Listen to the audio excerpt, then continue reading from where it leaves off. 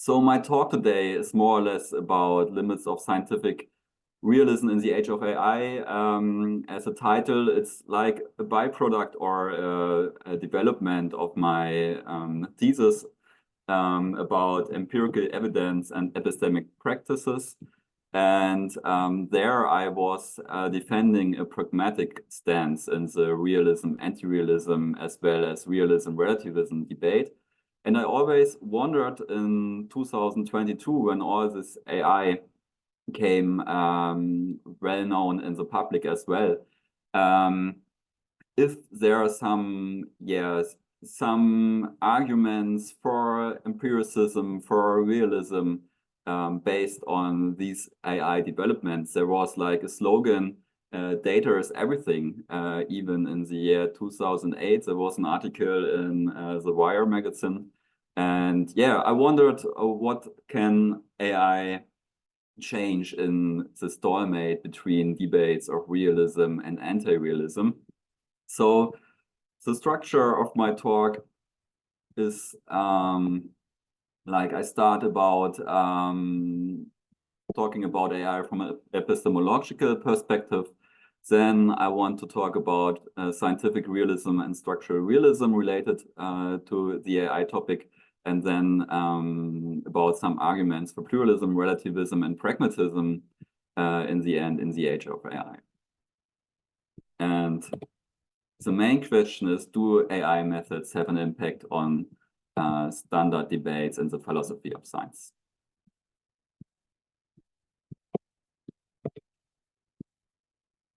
So there are like three major positions in the debate of realism and anti-realism. The first one for realism is well known as the no miracles argument, which supports realism. It's basically like our scientific theories are that successful that it would be a miracle if they are not true. And the pessimistic meta-induction, on the other hand, always argues that we have theory change, and so realism can't be true because even very good and very well established theories may change. We had debates in the 50s, 60s, and 70s about scientific revolutions, of course, revolution or evolution. We had debates about the failure of logical empiricism. So yes, but since then the arguments are not getting any better, and I mean the main task would be to have some practical evidence for one of the positions, and it appears to be very hard to come up with them. So there was another debate starting in the 60s and 70s, and basically from social constructivism, and one of their theses was the symmetry thesis, that we can't talk about true or false theories in the end, because we have no neutral position where we can form neutral axioms from where to start to judge our theories as right or wrong, but we have only some normative stances which might be wrong or true as well. So I will go into this debate as a symmetry thesis later. But now I want to start to talk about AI from an epistemological perspective first. So there are some very well-known problems with the use of AI. I just started to like build some overview about that. I have to say I did it by the help of AI as well, and there were some interesting lacks in it. So we have here a lot about confirmation bias, for example, data quality issues, limited generalization possibilities from two narrow domains. This is all well known. We as well have the problem that AI tends to have some hallucination, at least in large language models. So there's a lot of weaknesses on AI, but we can always argue, well, yeah, maybe in the future our AI is even better than today, and these problems will be solved. Maybe we have some general AI which can solve different problems at once, so and unify problem solving. So that's an open debate, maybe. So what does AI systems do, especially in machine learning? The model, the word is not modeled by AI, but it's like more or less, if I understand it right, I'm not an expert, but it's more or less like patterns, correlations, and structures, and which are important. There might be some statistics, but there might be also or it is like there are some points in data which have vectors in AI, and neural networks build abstract representations of these properties.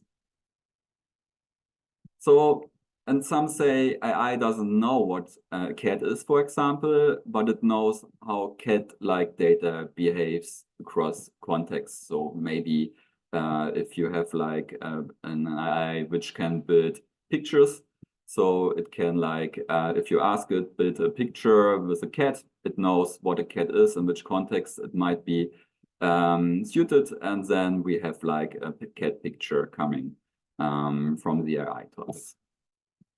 Same, of course, for autonomic driving or other AI problems. So, and I was wondering, well, isn't this more or less like everything is based on empirical data, on input, and isn't it more or less like logical empiricism from Rudolf Carnap in his Aufbau?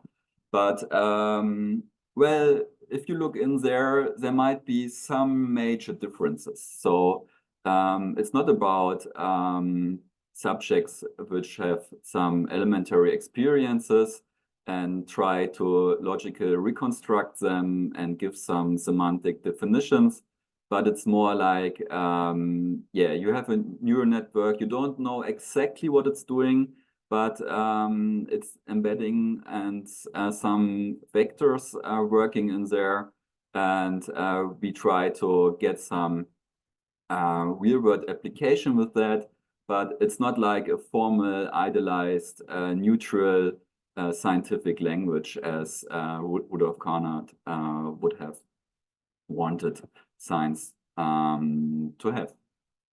So I want to come now to like an example maybe where AI is used in radiology. There was a thesis that a lot of people get unemployed there maybe because of the work of AI. It's not quite so right now. A lot of people still work there and do a lot of money. And so why is that? So AI can be very successful in recognizing like round lesions, for example, in the lungs. Even if we see it here right now, it's pretty big here, but there might be a very small one which the human eye cannot catch, but AI can do that. So what's the issue with this output of AI here? So in very high statistic numbers or probability, AI is right, but there are some mistakes of AI. Same, for example, in autonomic driving, as I said. So, and in life and death decisions, it appears that we don't depend on AI too much, but we want some human experts to check. And this was, yeah, this got me a little like thinking about, yeah, do we trust AI at all? So do we trust that AI has a real picture of the world? And for this example, it is like AI may say that it recognizes bronchial carcinoma, but it may be a lymphoma as well. And that's a major difference, because a bronchial carcinoma, at least if it's like in the middle here, is on the picture, is in very, very many cases deadly. You can treat it because it's often linked to other central organs like the lung, like the heart, and yeah, it's a very deadly disease. But in very rare cases, it can be also a lymphoma. And the doctors checks that option. And a lymphoma is very aggressive as well, but it's very treatable as well. So there's a significant difference in treatment, is a significant difference in chances to survive. And I think that's an interesting example because you have to have different theories in the background. You have a theory about the lymphoma and you have a theory about the bronchial carcinoma, and you have to bring them together. And until recently, AI wasn't able to separate both because there appears to be some structural similarity between them, which the AI wasn't like filtering out. It might be possible that this changes now, but it was only recently that it wasn't. So, okay, the conclusion here is maybe a model or theory-based diagnosis in this case is necessary for, yeah, a real picture about how to treat the patient. And on the other hand, it's not only about the picture how to treat the patient, but on a more abstract level, of course, it's different entities more or less, which have to be treated with different operations or different procedures. So reality here might be that there are some similarities which AI recognizes, but in the practice, it's very, very necessary to have a differentiation between both. Okay. So this said, and I finished my talk about the possible phases of AI implementation, and now I want to come back to scientific realism and structural realism, especially. So scientific realism more or less says that scientific practice shows objective progress, like space travel, for example, is possible now because of our scientific progress. And the idea of being mistaken presupposes that there is some objective truth, and realism may explain why certain methods work better than others. So that's more or less the no miracles argument as well. So we have different forms. I only have like 3 forms of realism here. Entity realism, Ian Hacking, for example, is one of the authors in favor of entity realism. Theory realism, of course, that our theories are even right, or structural realism, which I find most interesting in comparison to how AI works, and I want to focus on the structural realism now. So structural realism explains modal relations and has predictive power without committing to unobservable entities. And it argues that we can know the structure of reality even if we can't access its intrinsic nature. It emerged as a response to the problem of theory change in science. So even if scientific theories evolve, the structural realist argues their mathematical or relational structures often persists. So think about the chemical revolution, for example, where the phlogiston was ruled out, but some measure practices were shared by all the opponents there, and they were part of the phlogiston theory as well as further developments in chemistry, for example. So that's maybe one example. And the key idea between structural realism is that what survives theory change is structure, not necessarily the entities we talk about in our scientific theories. So that more or less appears to be very similar to maybe at first sight, at least to me, it was what maybe AI systems do. So they look for some structures as well. And I try to bring that together as well a little in this overview and this table.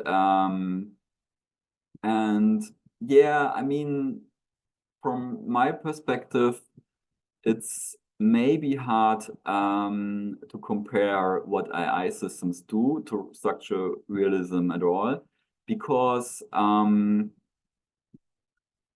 well, you can say if structure is all there is, or you say data is all there is, and AI just filters out some structure. But in the end, you have to have some interpretation of what's coming out there. And that's what I wanted to show with the example before. There's a problem in practice with this approach, that it's only structure or only only data. Which matters, but you have to like do something in practice with your output. And I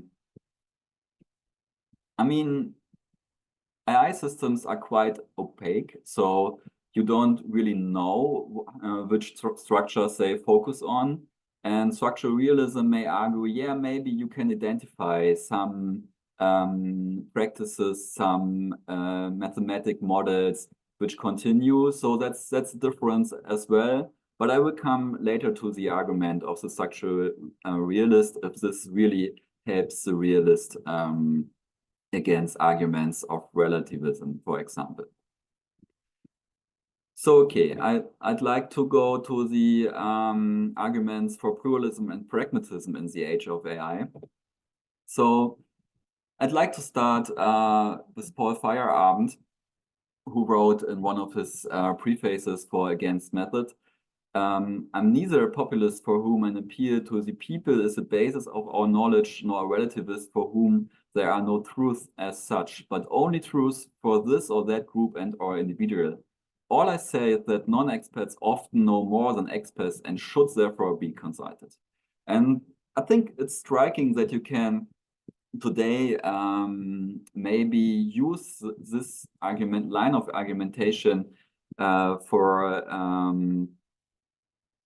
how to treat the output of AI as well, because AI has limited data, as we have seen. It has like maybe some data bias.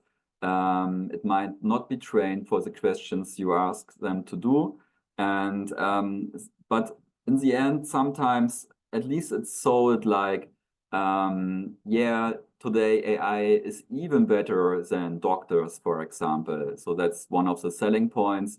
In more cases, some certain health apps or some certain health AI programs are better in making a diagnosis than doctors, yeah?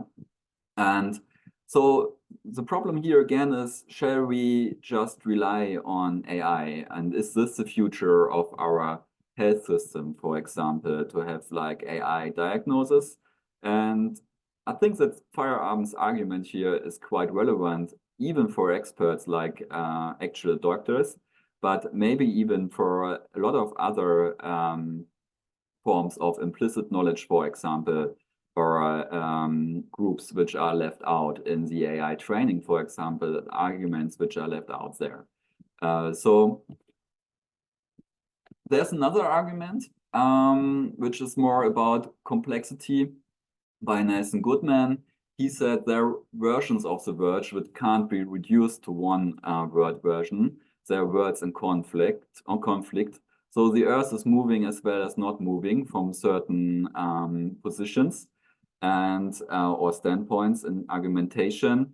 And that's an issue for AI maybe as well. So there might be a very complex answer to certain questions, which are not like be solved in one way, but in different ways. And this argument of Nelson Goodman, of course, was against scientific realism, and that there's only, for example, some monism and some only one truth, one true theory.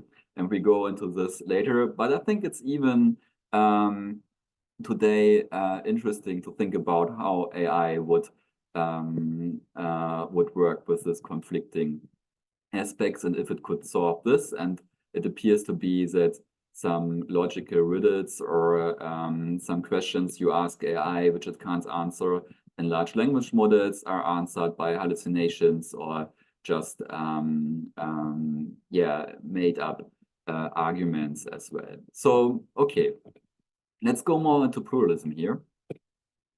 So scientific pluralism is an argument for simultaneous cultivation of a set of systems of practice, as Hazok Chang wrote. And you have different forms of pluralism. You have like strong pluralism, where it's like a metaphysical claim as well as a methodological claim. So Chang was more or less arguing that you even can have different truths in different or in separate theories which are not commensurable in one theory, but you have to pursue with both theories if you want to have a better picture of the world. So modest pluralists are like very much in the same argument for the benefits of cultivation of different sets and systems of practice and theories, but they argue that there's a logical possibility that all scientific accounts might be unified sometimes, and it's not necessary to come up with pluralist methodology in every case for different reasons, for example, for resource reasons. And so strong pluralism, like Paul Feyerabend argued for as well and against method, is more radical and asks more to be active in implementing different, very, very different views. And modest pluralism is more like, yeah, maybe we have some time frame where we have to have two theories, but in the end, we can maybe unify them to one even better theory without some epistemic losses. So I skipped that because I just introduced this thinking. And so, as I said, pluralism is not necessarily non-conformative to realism, but a lot of pluralists are realists in scientific theory. So pluralism is only a better option than monism to acquire information about the world and to solve our aims. But there's another branch of philosophers who are not only pluralists, but they are even relativists. And relativists have been very popular. For example, Richard Rorty is an important relativist in the public, or has been. But what's more interesting to me is social constructivism of the so-called strong program of the Edinburgh School. And they argue from a position that there are different epistemic systems in place in different times, different societies. And these epistemic systems might be rational as well.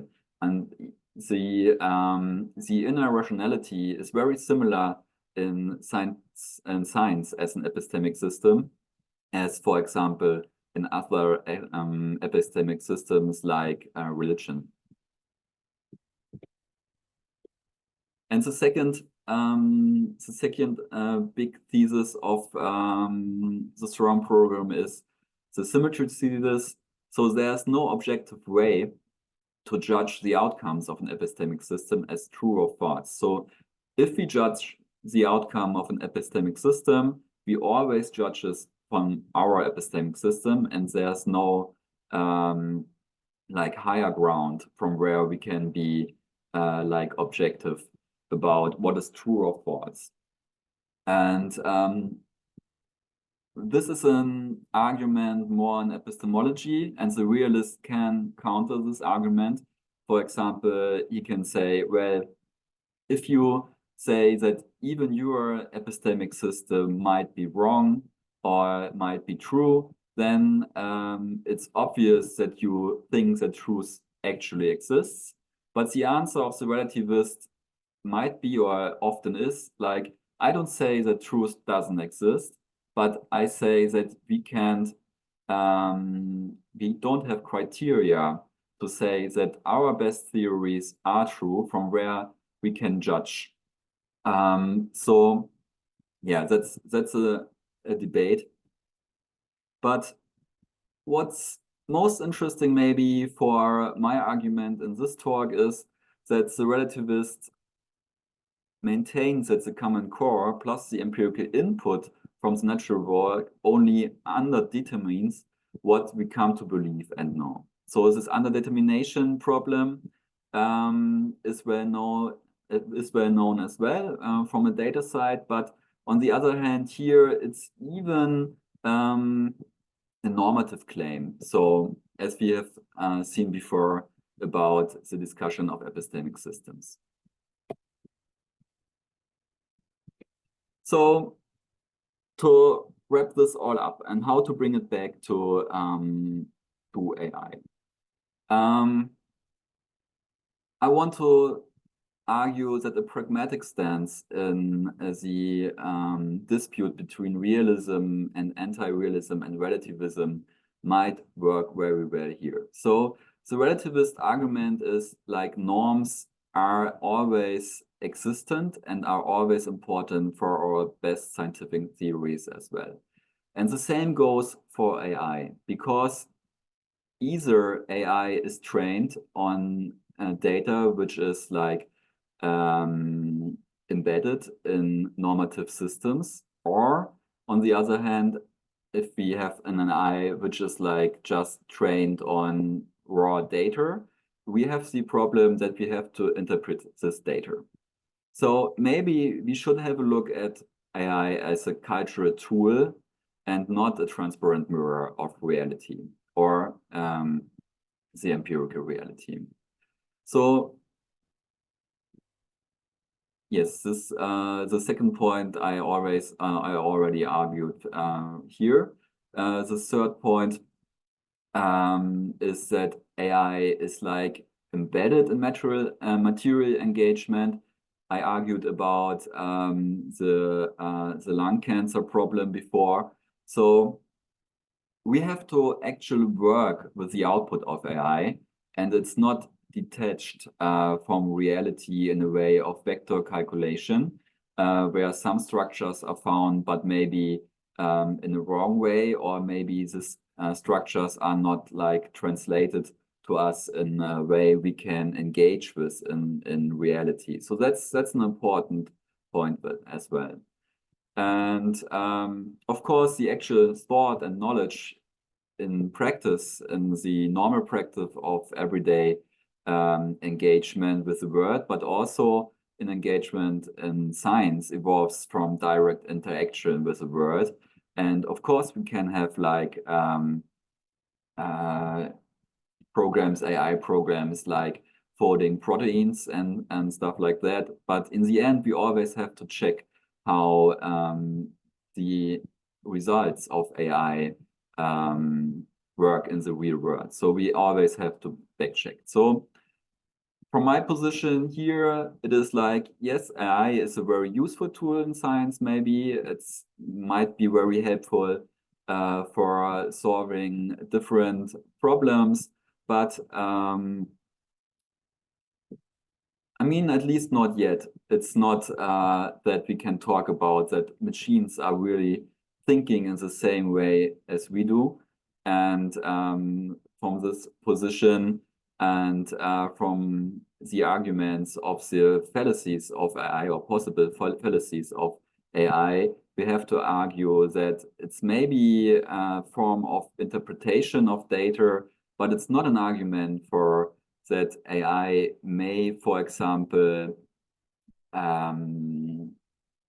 make structural realism to be a more attractive position. But yes, it's the same as for empiricism and maybe a pragmatic stance here to the uses of AI and its connection to reality, as well as the connection of scientific theory to reality, would be the most modest option. There we can implement the insights of relativism, that normativity is very important in scientific theory, but also the pluralist stance that we may have to look to get as much input as possible from different directions to make our theories even better than they are today.